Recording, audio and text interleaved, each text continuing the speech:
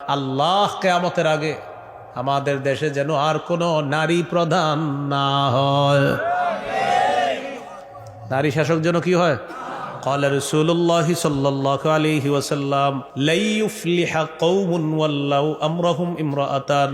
নবী বলেন ওই জাতি কিছুতেই সফল হবে না যেই জাতি তাদের নেতৃত্বে কোনো নারীকে বসায়া দেয়।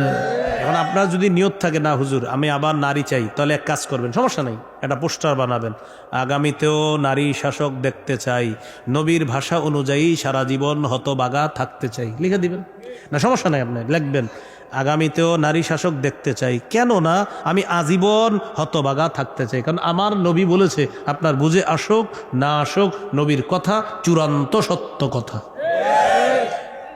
তাহলে ন্যায়পরায়ণ পুরুষ শাসক দোয়া করতে হবে আল্লাহর কাছে, আল্লাহ যেন আমাদের দেশে একজন ন্যায়পরায়ণ পুরুষ শাসক খুব দ্রুত দিয়ে দেয়।